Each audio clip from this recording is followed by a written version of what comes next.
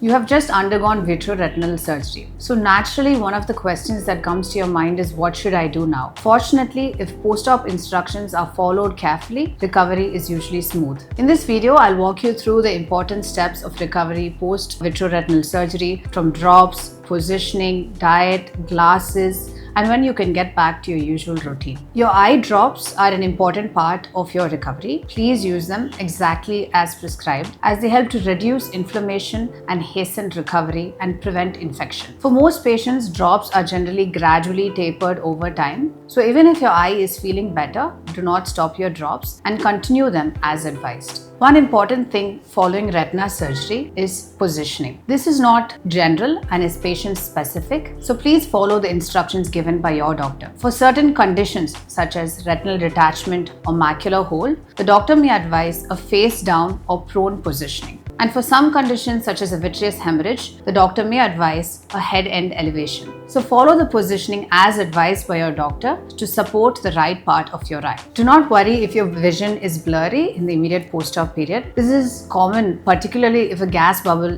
has been left in your eye. This will gradually reduce with time and the vision will improve over a few weeks. Sometimes visual recovery may take months or even longer based on the nature of your underlying retinal condition. So your eye will be patched for the first day, which will then be removed on the post-operative checkup. Generally, you'll be advised to wear a protective post-op shield while sleeping for the first 2 or 3 days. You'll be given a pair of plastic protective glasses, or you can choose to use sunglasses for protection and your comfort. For your glass spectacle prescription, it's preferable to wait 4 to 6 weeks once the gas bubble has resolved, or based on the nature of your condition, for the final spectacle power. For the first couple of weeks, it's preferable to keep water, shampoo and soap out of your eyes. So generally, the advice is that you can have a normal shower from the neck downwards and clean your face with a wet cloth. Hair wash is generally avoided maybe 1 to 2 weeks after your surgery based on your procedure. Also avoid pressing or rubbing your eyes. You will have to follow certain special precautions if your retinal surgery involved placing a gas bubble in your eye. You will have to avoid air travel and also travel to places at a higher altitude while the gas bubble is in your eye. Additionally, if you were to undergo another procedure that requires general anesthesia, it is important to inform the anesthetist that there is a gas bubble in your eye following your retina surgery, as they would avoid nitrous oxide in the anesthesia in such procedures. Mild discomfort, watering and redness are common after surgery, and this is not a cause of alarm, but there are certain symptoms which, if they are increasing continuously, you should contact your doctor immediately. A continuous increase in pain and redness, worsening discharge,